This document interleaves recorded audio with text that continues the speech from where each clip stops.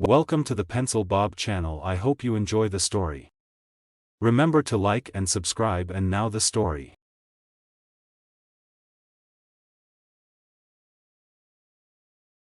Karen's neighborhood was typically tranquil, the epitome of suburban serenity.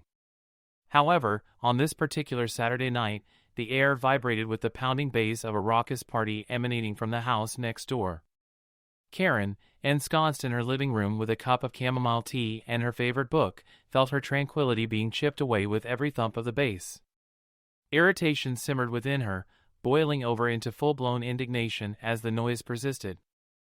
With a huff of frustration, Karen slammed her book shut and marched to her front door.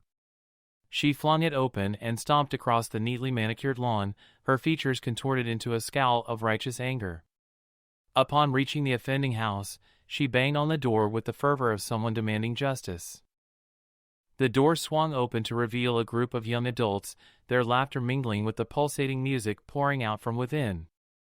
Among them stood Sarah, Karen's neighbor, a perpetually cheerful woman who was blissfully unaware of the turmoil brewing in Karen's mind. "Sarah, this is unacceptable," Karen exclaimed, her voice carrying over the din of the party. "Your music is disrupting the entire neighborhood. Turn it down at once." Sarah blinked in surprise, taken aback by Karen's abrupt intrusion. "Oh, hey Karen," she said, offering a sheepish smile. "Sorry about the noise. We're just celebrating Jake's birthday. We'll try to keep it down." Karen's scowl deepened. "Trying isn't good enough. You need to shut this party down immediately. It's disturbing the peace, and I won't stand for it." Sarah's smile faltered, replaced by a hint of defiance. "I'm sorry, Karen, but we're not breaking any laws. We're just having a good time." Karen's nostrils flared with indignation. How dare Sarah dismiss her concerns so casually? Determination hardened in her gaze as she pulled out her phone and dialed the police. "I'll show you what's breaking the law," Karen muttered under her breath as she awaited the arrival of the authorities. Minutes later, the flashing lights of a police car illuminated the quiet street, drawing the attention of both partygoers and neighbors alike. Two officers stepped out of the vehicle, their expressions a mix of curiosity and weariness. Karen wasted no time in launching into her tirade, pointing accusingly at Sarah and her guests. "Officers, thank goodness you're here. These people are disturbing the peace with their loud music and rowdy behavior. You need to shut this party down and issue citations immediately." The officers exchanged a glance, clearly unimpressed by Karen's melodramatic performance. One of them, Officer Martinez, stepped forward, his tone calm but firm. "Ma'am, we'll need to assess the situation before we take any action," he said, his voice carrying the weight of authority. Karen bristled at the implication that her word wasn't enough. "Assess what?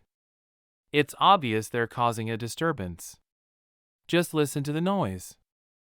Officer Martinez raised an eyebrow, his patience wearing thin. "Ma'am, we'll need to speak with the homeowner and determine if any laws are being violated. Please step aside and allow us to do our job."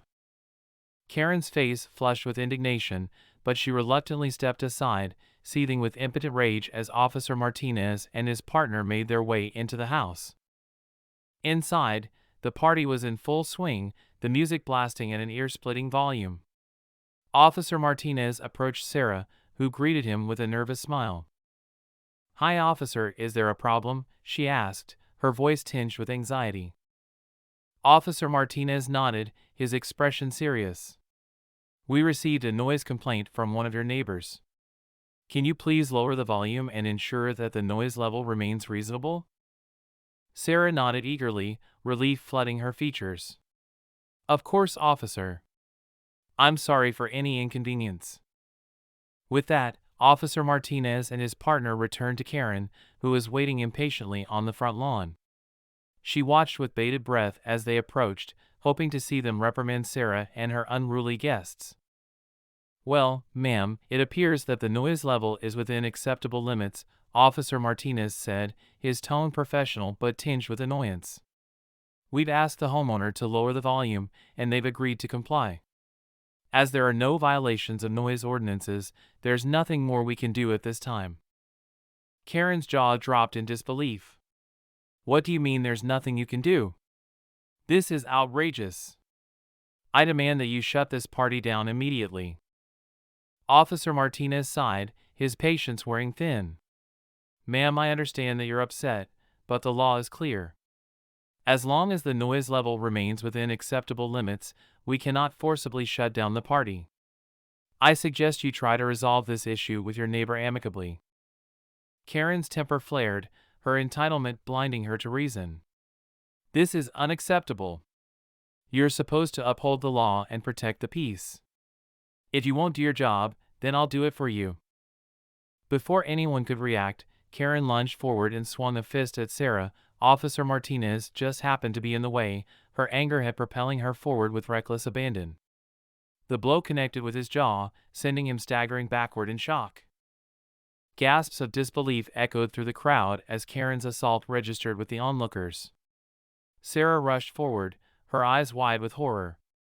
"Karen, what are you doing?" she exclaimed, her voice tinged with disbelief.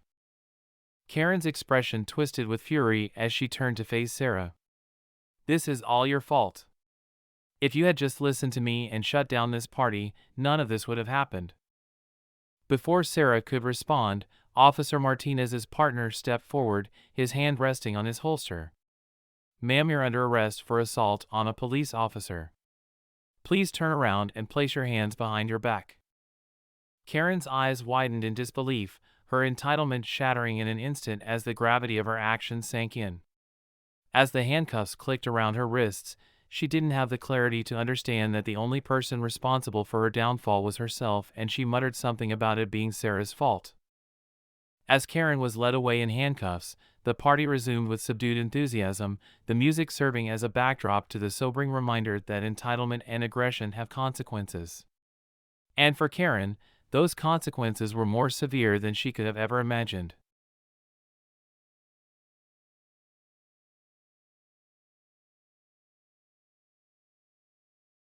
In the tranquil suburbia of Maplewood, where the trees danced with the breeze and the streets were lined with quaint houses, there resided a figure who sent shivers down the spines of educators and parents alike, Karen Wilson. Karen was a woman of imperious demeanor, her every step resonating entitlement and privilege. She was notorious for her unyielding demands and her firm belief that the world should bend to accommodate her desires. Her latest target? The prestigious Maplewood Elementary School. It all began innocently enough, or so it seemed. Karen's son, Ethan, a delightful boy with bright eyes and a mischievous grin, was enrolled in Maplewood Elementary. But for Karen, Ethan was not just any child, he was a prodigy, a shining star deserving of special treatment. One crisp autumn morning, Karen swept into the school like a tempest, her designer handbag dangling from her arm like a trophy. She marched straight to the principal's office, her heels clicking ominously against the polished linoleum floor. Principal Carter, a seasoned educator with a kind smile and a no-nonsense demeanor, greeted Karen with courtesy.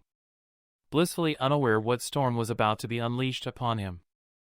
"Principal Carter," Karen began, her voice dripping with condescension, "I have some concerns regarding Ethan's education." Principal Carter nodded, inviting her to elaborate. "You see," Karen continued, "Ethan is a gifted child. He's far beyond the curriculum offered here at Maplewood Elementary. I demand that you provide him with advanced coursework and personalized attention." Principal Carter listened patiently, but he knew the constraints of the school's resources and the importance of following the established curriculum for the benefit of all students. He explained this to Karen, assuring her that Ethan would receive appropriate support within the existing framework. Karen's face flushed with anger. "That is simply unacceptable," she declared. "Ethan deserves better. I will not stand for this mediocrity. Either you accommodate his needs or prepare to face the consequences." Principal Carter remained firm but diplomatic, offering to schedule a meeting with Ethan's teachers to discuss strategies for challenging him academically while still adhering to the curriculum standards. But Karen would not be appeased so easily. She stormed out of the principal's office, her threats lingering in the air like a dark cloud. Days turned into weeks, and Karen's discontent simmered beneath the surface like a volcano on the verge of eruption. She attended PTA meetings with a newfound zeal, rallying other parents to her cause with tales of injustice and discrimination against gifted children like Ethan.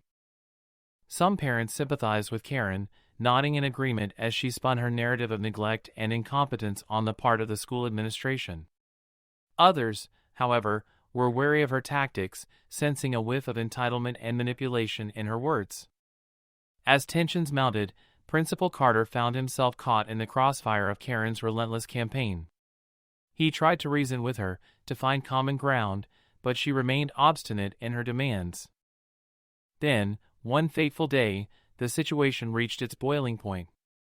Karen burst into the school cafeteria during lunch hour, her eyes blazing with fury. "Attention, everyone," she announced, her voice echoing off the walls. "I have a major announcement to make regarding the future of Maplewood Elementary." All eyes turned to Karen, a mixture of curiosity and apprehension written on the faces of students, teachers, and parents alike. "I regret to inform you," Karen continued, her voice trembling with righteous indignation, "that due to the blatant disregard for the needs of gifted students like my son Ethan, I have no choice but to withdraw him from this inferior institution." Gasps filled the room as Karen's words hung in the air like a thunderclap. Principal Carter approached her, his expression a mask of concern. "Karen, please," he implored, "let's discuss this calmly. We want what's best for Ethan, but withdrawing him from school is not the answer." Karen would not be swayed. With a haughty toss of her hair, she stormed out of the cafeteria, her parting words a chilling promise of retribution. "You haven't heard the last of me, Principal Carter. Mark my words, you'll regret the day you cross paths with Karen Wilson." True to her word, Karen pursued legal action against Maplewood Elementary, citing discrimination and negligence in her son's education. The ensuing legal battle cast a shadow over the once harmonious community, pitting neighbor against neighbor in a bitter dispute that seemed to have no end in sight. Meanwhile, Ethan found himself caught in the crossfire of his mother's crusade, his innocence tarnished by her relentless pursuit of entitlement. With each passing day, he grew more isolated and disillusioned, his bright spirit dimming under the weight of Karen's expectations. In the end, Maplewood Elementary stood firm in its commitment to providing a quality education for all students, regardless of their backgrounds or abilities. But Karen's legacy lingered like a specter in the halls, a warning of the dangers of unchecked entitlement and the devastating impact it can have on those caught in its grip. As for Ethan, he found solace in a new school, one that embraced his talents without catering to his mother's demands. And though the scars of his ordeal would never fully heal, he emerged stronger and wiser, a testament to the resilience of the human spirit in the face of adversity. And as for Karen Wilson? Well, some say she eventually found herself on the receiving end of her own hubris, her once vaunted sense of entitlement crumbling beneath the weight of its own folly. But that, dear reader, is a story for another time.